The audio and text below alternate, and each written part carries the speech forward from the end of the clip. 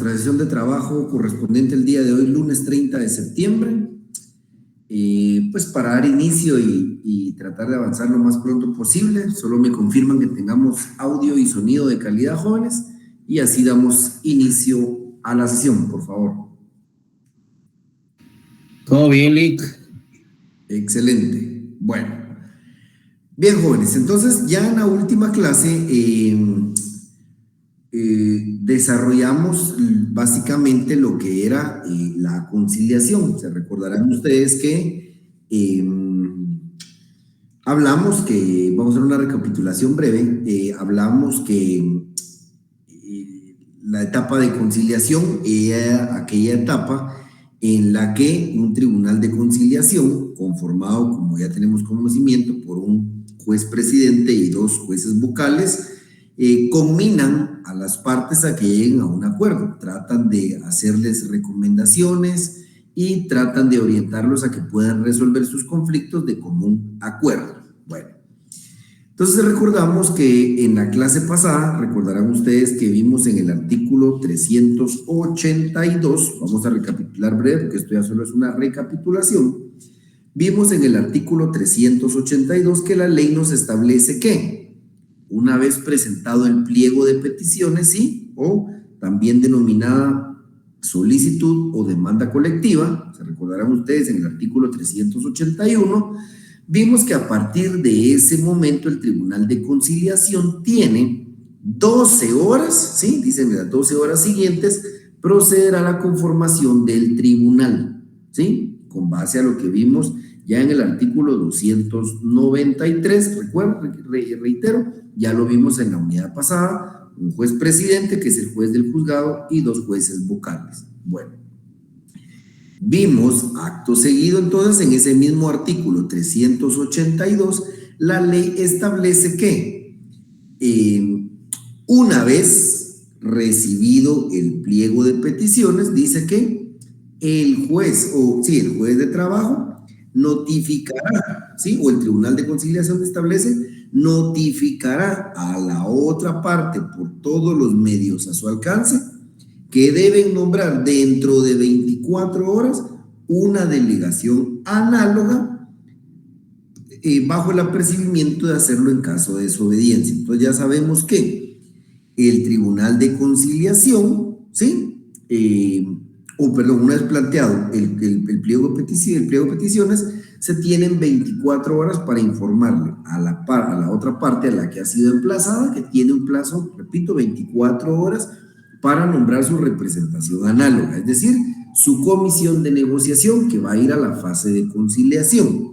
Y vimos en ese mismo artículo que si la parte emplazada no cumple con nombrar su delegación análoga, el juez lo puede hacer de oficio. Eso está en el segundo párrafo del artículo 382. Bueno, vimos también en la clase pasada, se recordarán ustedes, en el artículo 384, que una vez que el Tribunal de Conciliación ya está conformado, recordemos que puede haber una fase de excusas o recusaciones que planteen los propios integrantes del tribunal o una de las partes que considere que existe una causal de excusa o algún impedimento. Pero una vez superado esta etapa y conformado el Tribunal de Conciliación, en el artículo 384 se recordarán ustedes que el tribunal se declara competente, ¿sí? El tribunal se declara, una vez declarado el tribunal competente, dentro de las 36 horas siguientes debe citar a una audiencia de conciliación, Vimos en el artículo 385, ¿sí? Que la dinámica de esta audiencia de conciliación es la siguiente. Si, por ejemplo, el Tribunal de Conciliación fijó para el día martes 1 de octubre del 2024 la audiencia de conciliación, 2 horas antes va a recibir por separados a los representantes de trabajadores y patronos. Es decir, a las 9 de la mañana recibe a los representantes de los trabajadores, interactúa con ellos, hace preguntas, escucha las sugerencias, etc. A las 10 de la mañana va a recibir a los representantes del patrono y va a ejercer la misma dinámica para que finalmente, cuando sea la audiencia a las 11 de la mañana, ellos, el Tribunal de Conciliación, emita sus recomendaciones. Recordemos que en el artículo 385, segundo párrafo, establece que el Tribunal de Conciliación hará las deliberaciones y luego llamará a los delegados. Vean que en la parte final dice que deben ser acordados mayoritariamente por los miembros del tribunal. ¿Qué quiere decir esto? Recuérdense que el tribunal son 3 personas, ¿sí? Puede ser que no necesariamente las 3 estén de acuerdo, pero en las recomendaciones va a imperar aquel principio de la voluntad de las mayorías. Es decir, puede ser que 2 integrantes del Tribunal de Conciliación estén de acuerdo con emitir determinada recomendación y uno no esté de acuerdo. Va a imperar lo que resuelva la mayoría, es decir, 2-1 dentro del tribunal. Bueno, vimos en aquella ocasión que una vez agotada esta etapa de conciliación, si existe un acuerdo, ¿sí? Si existe un acuerdo entre las partes, ¿sí? En el artículo 386 nos establece, si hubiere arreglo, se dará por terminada la controversia y las partes quedan obligadas a firmar y a cumplir el convenio que se redacte, ¿sí? En este mismo artículo analizamos que el convenio que se suscriba, ¿sí? No puede ser por un plazo menor a 1 año y que si en el documento se olvida cuál es el plazo de el pacto o convenio, se entenderá que se ha firmado por 1 año. Aquí entonces recordamos que el Tribunal de Conciliación, ¿sí? Realmente, si sus recomendaciones son aceptadas, ya son las partes, grupo de trabajadores y patronos los que suscriben el documento. Vamos recordando que el Tribunal de Conciliación no tiene la facultad de emitir sentencia. Y en el último tramo de este artículo 386, que recuerdo que fue lo último que vimos hace 8 días, analizamos nuevamente que si producto de una conciliación se ha suscrito un convenio o un pacto colectivo de condiciones de trabajo, la parte que ha visto incumplida a sus intereses el convenio o pacto tiene 3 caminos que hayamos analizado. Puede plantear su juicio ejecutivo para reclamar el pago, ¿sí? De cantidad líquida y exigible. Puede presentar su conflicto colectivo de carácter jurídico o de derecho, si fuera el caso de que son prestaciones no dinerarias o si quieren reclamar el pago de daños y perjuicios. Y finalmente vimos el tema que pueden regresar al conflicto colectivo sin necesidad de pasar por la conciliación, es decir, acudir directamente a la huelga. ¿Dudas o consultas hasta lo que vimos en la clase pasada? Creo que hasta ahí vamos bien. Bueno, vamos ahora al artículo 387. Artículo 387. Y nos establece el artículo 387. Damos lectura, dice, el Tribunal de Conciliación, si sus recomendaciones no fueren aceptadas, puede repetir por una sola vez dentro de las 48 horas siguientes el procedimiento de que habla el artículo 385. Pero si no tuviere éxito, dará por concluida definitivamente su intervención. Veamos. Se puede dar el caso, sí, se puede dar el caso siguiente. Puede ser que el tribunal estime que las partes están cerca de llegar a un acuerdo. Es decir, supongamos que son 20 pretensiones, ¿sí? Que son 20 pretensiones y que ya se pusieron de acuerdo en 18 o 19 pretensiones.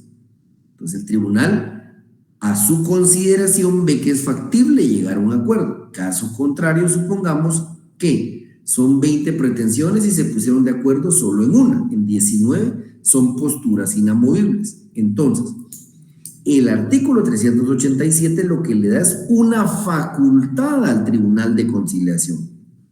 Veamos bien el verbo, dice, el Tribunal de Conciliación puede, no dice debe, dice puede, es decir, es una facultad del Tribunal de Conciliación.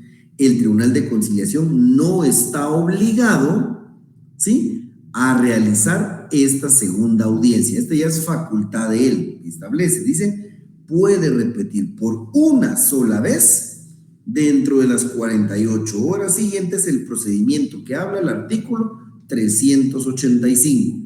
Es decir, repetimos otra vez todo el ciclo. Se realiza una segunda audiencia de conciliación, ¿sí? Por ejemplo, que es otra vez ya no el día martes, sino que el día miércoles, o sea, se realizó la primera audiencia el día martes a las 11 de la mañana.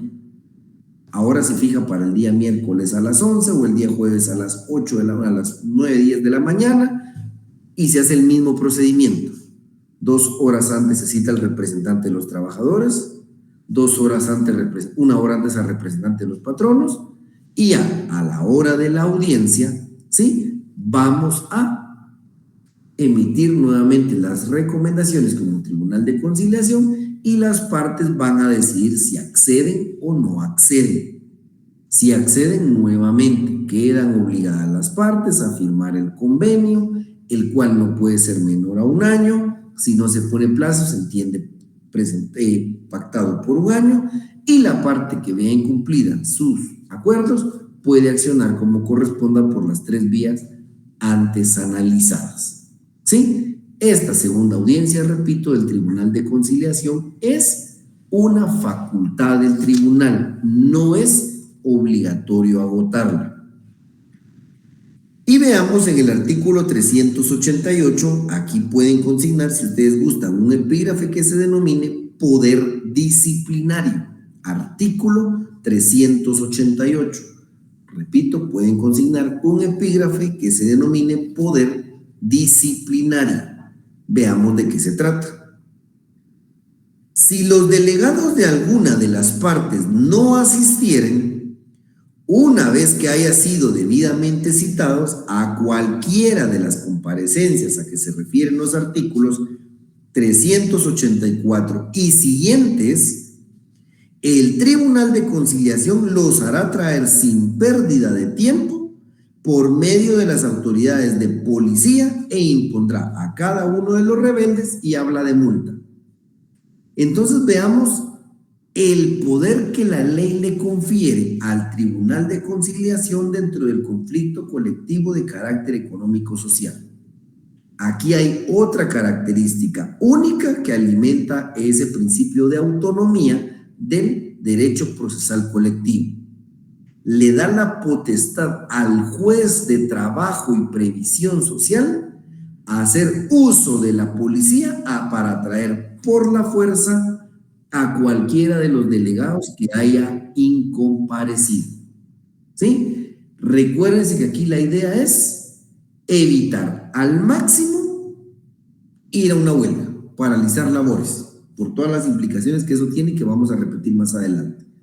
Entonces, la ley le faculta al juez que si una de las partes, algún delegado, no compareció pensando en boicotear el proceso, lo pueden mandar a traer por la fuerza pública, ¿sí? Otra característica especial. Y entonces, finalmente, si después de 1 o de 2 audiencias de conciliación y agotado todo este procedimiento que acabamos de recapitular y analizar, vámonos al artículo 389, ¿sí? Artículo 389. Una vez agotados los procedimientos de conciliación, sin que los delegados hayan aceptado el arreglo o convenio en someter la disputa al arbitraje, el tribunal levantará un informe cuya copia remitirá a la Inspección General de Trabajo. Este informe contendrá la enumeración precisa de las causas del conflicto y de las recomendaciones que se hicieron a las partes para resolverlo. Además, determinará cuál de estas aceptó el arreglo o si las dos lo rechazaron, y lo mismo respecto del arbitraje propuesto o insinuado. Entonces, fracasa esa audiencia o esa segunda audiencia de conciliación y no hay un acuerdo, repito, el Tribunal de Conciliación no puede emitir una sentencia. Ellos simplemente emiten un pliego de recomendaciones, ¿sí? Que ese pliego de recomendaciones, se los voy a colocar acá en el chat, la pequeña definición, dice: el pliego de recomendaciones es la resolución que emite el Tribunal de Conciliación al terminar la fase de conciliación, en donde hace contener las recomendaciones hechas a las partes dentro de cada una de las audiencias en la que se reunió con estas. Repito, como bien dice acá, ellos emiten una resolución, no una sentencia. Ellos resuelven que han recomendado y que no fue aceptado por una de las partes o por ninguna de las dos, y que el arbitraje propuesto o insinuado no fue aceptado. Entonces, de ese pliego de recomendaciones le envían una copia a la Inspección General de Trabajo, y con esto concluye la participación del Tribunal de Conciliación. ¿Dudas o consultas hasta dónde vamos? ¿Vamos bien? ¿Siguen ahí? Sí, estamos listos. Perfecto, bueno. Buenas noches, licenciado. Solo una consulta. Sí, Eddie. En lo del artículo 387 dijo que es una facultad del juez o es por obligación. El artículo 300 es facultad del Tribunal de Conciliación. Es en segunda audiencia, y el Tribunal de Conciliación decide si quiere hacerla o no. Ya va a depender del criterio de ellos, acorde a cómo vean la situación, si es posible un acuerdo o no. Si ven dos posturas totalmente opuestas, no van a hacer uso de esa segunda audiencia. Ya. Está bien, gracias, licenciado. Vale. ¿Y más jóvenes? Lick, disculpe, en ese artículo fue que dijo que podíamos hacer una anotación. ¿En cuál? ¿En el 387? No. No, mi estimada Brenda, en el 387 nada. Gracias. ¿Alguna otra duda o consulta? Bueno, entonces, continuamos. Hay que tomar en cuenta que derivado de lo anterior,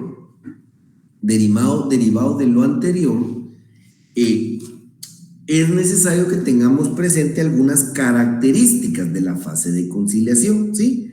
Entonces vamos a ver algunas características de la fase de conciliación, ¿sí? Características de la fase de conciliación. Bueno, en primer lugar, y vean, aquí tal vez les hago una recomendación, jóvenes, se los dije la vez pasada en clase y se los repito.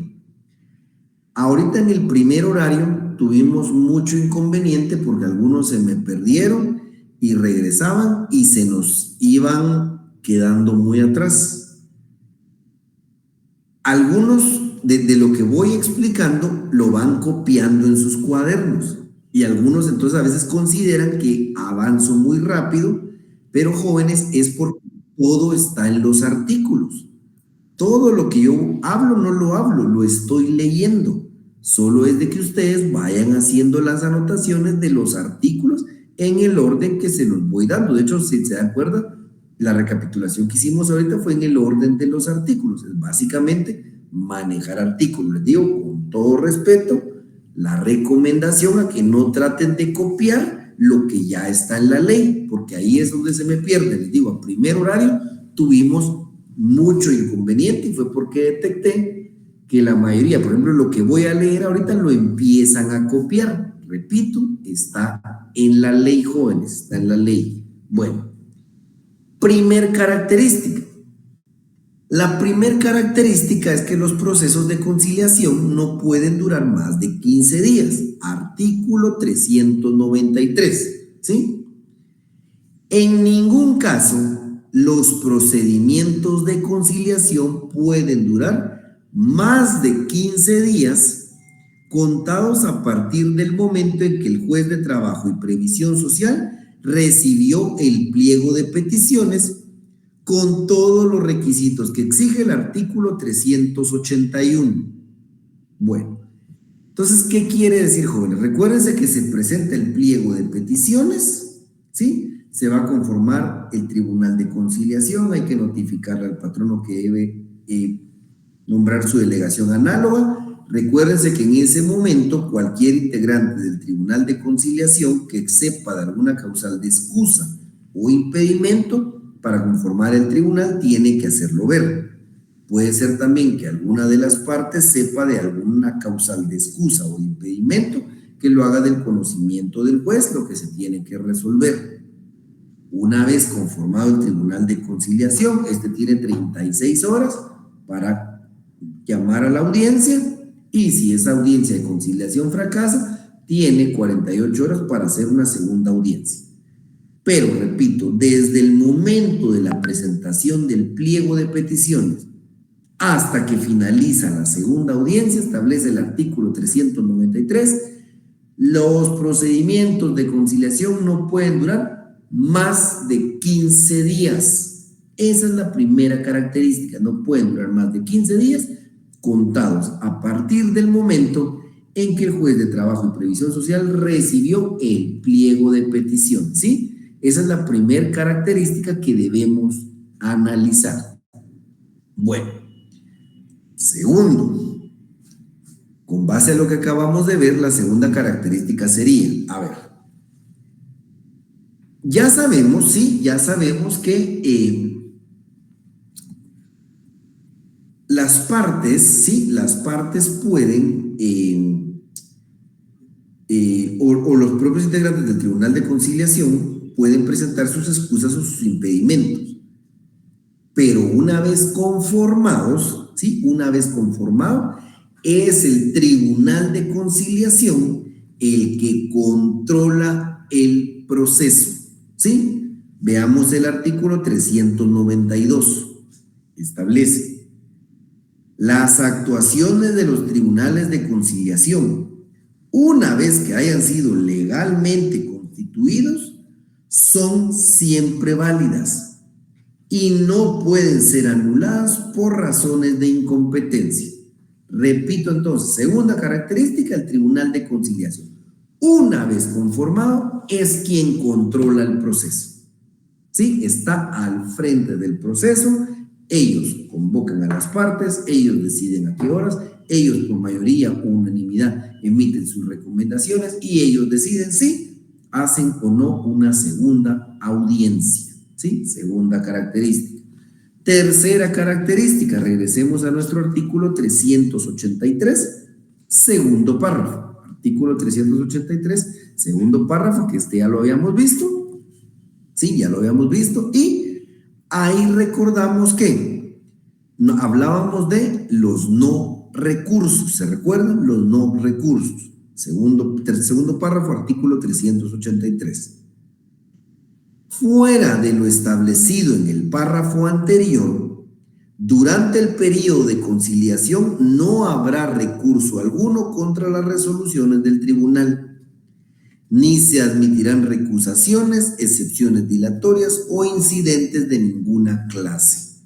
Esa es otra característica que habíamos visto ya en la primera unidad, pero que tenemos que tener presente.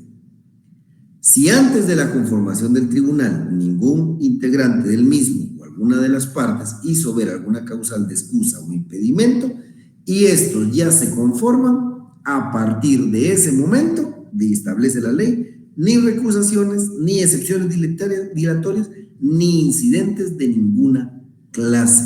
Ya no se pueden interponer recursos, la ley privilegia que ya está en la conciliación, y además recordemos que en el artículo 385 nos establece que, en el artículo, ahorita les digo el artículo, si alguien me ayuda por ahí, se recuerdan que vimos un artículo donde establece que se le debe dar, el artículo 384, última línea, donde establece y con absoluta preferencia a cualquier otro negocio. La ley sigue privilegiando el trámite del conflicto colectivo de carácter económico-social. A ver, si se plantea un conflicto, fuera la agenda del juzgado, prioridad del conflicto. Ya se planteó el conflicto, máximo 15 días para llevar a cabo todo el proceso de conciliación. Y si ya se conformó el tribunal de conciliación, no se aceptan excusas, recusaciones ni excepciones dilatorias. Nada que retrase el proceso, tenemos que solventar un conflicto. ¿Sí? Y la cuarta y quinta característica van de la mano. La cuarta característica, ¿cuál es? Lo que acabamos de hablar hace algunos minutos. Que las decisiones del tribunal de conciliación, ¿sí? La regla general es que no tienen un carácter vinculante, es decir, no son coercitivas porque ellos no emiten sentencia, únicamente emiten resoluciones. Y recalco, si dentro de la conciliación las partes aceptan las recomendaciones del tribunal, los que finalmente suscriben el convenio o pacto colectivo son patrono y trabajador. El tribunal emitió sus conclusiones, les da un plazo para que fijen el instrumento de normación colectiva y finaliza su participación. Sí, repito, no emiten sentencia. Esa es la cuarta característica. Y en concordancia con esa cuarta característica nos vamos a la quinta, que de hecho se recuerdan, en el artículo 389 nos establece que, lo que acabamos de ver, una vez agotado el procedimiento, establece el Tribunal de Conciliación envía un informe a la Inspección General de Trabajo donde hace ver sus recomendaciones y termina su participación. No hay nada más que hacer.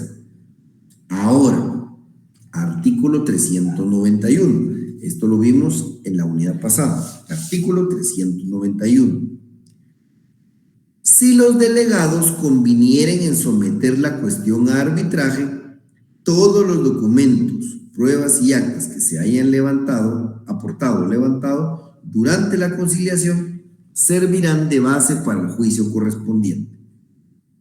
Si el conflicto se traslada al arbitraje, ya sabemos que el pliego de peticiones tiene un carácter vinculante.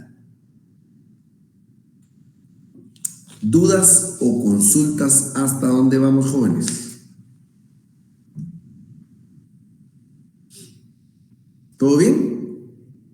Licenciado, el 391 dijo que era la característica número 6, ¿sí, verdad? ¿Cuál, perdón, mi estimado Andrés? El artículo 391. No, esa es la 5, estimado Andrés. Ah, la 5. La 5, ajá. ¿Y la 4 entonces? La 4 es que el pliego que el Tribunal de Conciliación solo emite recomendaciones, no emite sentencia. No resuelven de fondo ellos. Repito, si las partes acuerdan, o sea, aceptan las recomendaciones, el Tribunal de Conciliación llegó hasta ahí, les dio las recomendaciones y si las partes las aceptan, ya son solo ellos, patrón y trabajadores, quienes firman el instrumento de normación colectiva. Y más aún, si no aceptan los acuerdos, establece el 389 que simplemente el Tribunal de Conciliación envía un informe a la Inspección General de Trabajo en donde hace ver sus recomendaciones y culminó su participación y el conflicto sigue su curso. ¿Sí? Licenciado, una pregunta, la característica 2, ¿qué artículo dijo? Disculpe. La 2, dijimos la 1, que los procesos de conciliación no pueden durar más de 15 días. La 2 dijimos que desde que se integra el Tribunal de Conciliación, ellos están al control del proceso. Eso dijimos, mi estimado Eduardo. Gracias, Ali. Adelante, estimada Olga. Buenas noches, Lick. Entonces, la quinta característica es que se puede someter al arbitraje o que esto sirve de base para el arbitraje. Exacto. La quinta característica es que el pliego de recomendaciones que emite el Tribunal de Conciliación se convierte en vinculante si el conflicto se traslada al arbitraje. Esa es la quinta característica, estimada Olga. Ok, Lick, muchas gracias. ¿Alguna otra duda o consulta, jóvenes? Solo el artículo de la característica número 4 era el 389, entonces. 389, exacto. Ok, gracias. ¿Alguna otra duda, jóvenes? ¿Estamos hasta ahí? Bueno. Entonces, vean, jóvenes. Tenemos un conflicto colectivo de carácter económico-social y ya vimos que pasamos todo el procedimiento que analizamos el día de hoy desde la interposición de la solicitud o demanda colectiva, adjuntándole copia del pliego de peticiones si es un convenio o del proyecto de pacto colectivo de condiciones de trabajo si es un sindicato.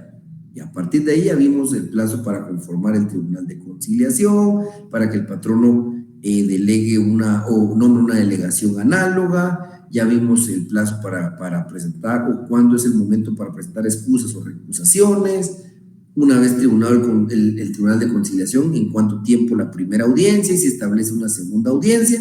Y si no hay acuerdo, finalizamos la fase procesal de la conciliación. Y entonces nos corresponde ir a la segunda fase procesal del conflicto, que sería ¿cuál? El arbitraje. No. El arbitraje es otro proceso. Yo se los dije cuando empezamos el conflicto colectivo, les dije tiene dos fases procesales: la conciliación, La huelga.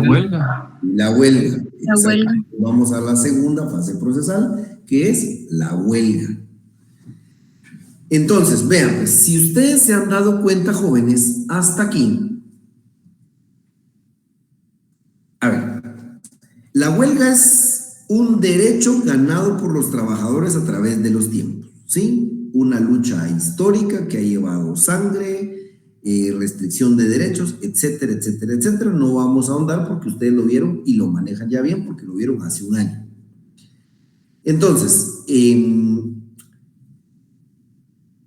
la ley le garantiza ese derecho al trabajador. Está consagrado en la Constitución que los trabajadores tienen custodiado ese derecho sagrado de la huelga, que es el brazo, digamos, de poder del trabajador. Si el trabajador organizado tiene un método, ¿sí?, para obligar, para pelear frente al patrono y obligarlo a negociar. No obstante, nos hemos dado cuenta hasta aquí que la ley busca al máximo, ¿sí?, busca al máximo evitar que los conflictos culminen hasta la huelga. Recordemos que esto puede derivar en un problema incluso social. Ya lo hemos hablado varias veces en clase y hemos dicho que tanto si es una empresa privada o si es una institución del Estado, prestan, si no prestan bienes, o perdón, si no prestan servicios, crean bienes de consumo. Entonces, en el momento de estallar una huelga, no necesariamente se van a ver afectados solo patrono y trabajadores de la empresa o institución, sino probablemente la sociedad, es decir, las proporciones del daño causado pueden ser mayúsculas. Es por eso que la ley, si ustedes se han dado cuenta, ha previsto que patronos y trabajadores traten de dilucidar sus diferencias previo a llegar hasta la huelga. Ya vimos que establece la ley que deben negociar en la vía directa los sindicatos y el grupo coaligado del Estado, y en el arreglo directo los grupos coaligados del sector privado. La ley obliga a ir allá primero a negociar, ¿sí? Sobre todo los de la vía directa les dice, antes de plantear su conflicto, negocie por 30 días. Si no se ponen de acuerdo, ya planteen el conflicto, pero va a una primera fase, la conciliación. Ya entonces se involucra, el Poder Judicial se involucra a través del Tribunal de Conciliación y ya entra a tratar de proponer fórmulas de arreglo. Si estas fórmulas no funcionan, entonces en este caso sí, ya corresponde entonces a los trabajadores hacer uso de su derecho de huelga o, en el caso de los patronos, su derecho al paro. Entonces, lo que vamos a analizar primero acá, jóvenes, es que Hay un primer momento, bueno, hay dos momentos, tanto en la huelga como en el paro.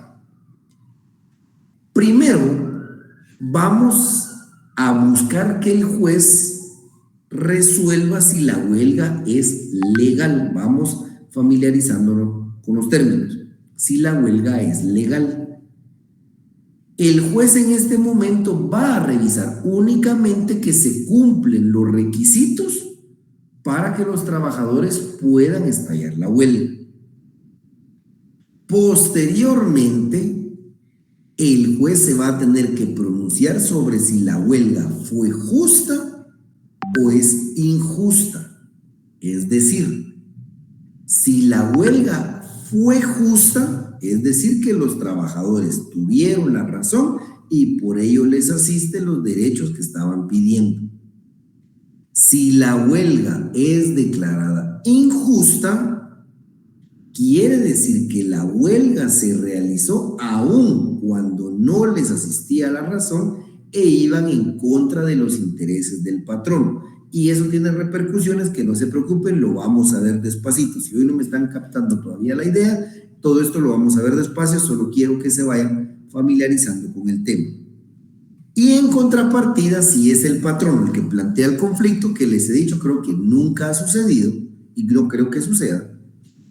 Si es el patrón el que plantea el conflicto, en primer lugar, si no hay conciliación, el patrono le va a pedir al juez que se pronuncie sobre la legalidad o la ilegalidad del paro. En ese momento, en ese momento el juez solo va a calificar si el patrono llena los requisitos que la ley establece para poder paralizar labores. Y posteriormente tendrá que el patrono pedirle al juez que se pronuncie sobre la justicia o la injusticia del paro. Si el juez determina que el paro fue justo, le da la razón al patrono y por ende tiene consecuencias favorables al patrono. Si el juez determina que el paro fue injusto, es decir, que el patrón no tenía la razón y que ese paro fue en detrimento de los trabajadores y va a tener consecuencias para el patrón. Esta es la etapa a la que entramos ahorita. Repito, que el juez califique, ¿sí?, la legalidad o la ilegalidad del movimiento, es decir, de la huelga o del paro, dependiendo de quién se trata. Y posteriormente, ¿sí?, ya si el juez, digamos, autoriza que está ahí en la huelga o el paro, posteriormente ya entra a analizar de fondo la situación, a quién le asiste la razón y determinar si fue justo o injusto la huelga o el paro, dependiendo de quién se trate. Entonces, como nos corresponde ya entrar propiamente al tema de la huelga, como les decía, hoy a primera hora, aquí todavía hubieron pocas intervenciones, pero fueron 4 preguntas, a primera hora creo que se me hicieron muchas bolas con algo tan sencillo como las características, repito, porque intuyo que estaban copiando y no llevando los artículos. Entonces, nos atrasamos demasiado y saben que siempre vamos juntas las 2 secciones. Ya no entramos, nos quedaban pocos minutos para ver la huelga, no quise entrar a la huelga porque me interesa que empecemos con la huelga en una sola clase y avancemos lo más que podamos. No obstante, se recuerda que les dije el primer día de clase que este curso daba la facilidad de manejarlo despacito porque el contenido no es extenso. Entonces, lo vamos a dejar por aquí el día de hoy, retomando el día miércoles. Y pregunto una última vez si hay dudas o consultas de lo que vimos el día de hoy. Si no hay dudas y consultas, jóvenes, entonces lo dejamos por acá y nos vemos por esta vía el próximo miércoles. Que tengan... Adelante, estimado Víctor. Adelante, Víctor. Creo que por ahí Víctor levantó la mano. Víctor, hable ahora o cae para siempre. Bueno, no hay dudas, jóvenes, lo dejamos por ahí y nos vemos el día miércoles. Adelante, estimada Olga. Digo, una pregunta con lo que usted nos está diciendo ahorita es respecto al artículo 394. El artículo 394. Y ahora le confirmo. que habla de que tienen 24 horas para pedir la legalidad o la ilegalidad. Sí, eso, pero eso lo miramos el día miércoles, despacito. Ok, gracias. Vale. Está bien, jóvenes, que tengan una feliz noche. Un descanso. Gracias, licenciado. Feliz noche. Feliz noche.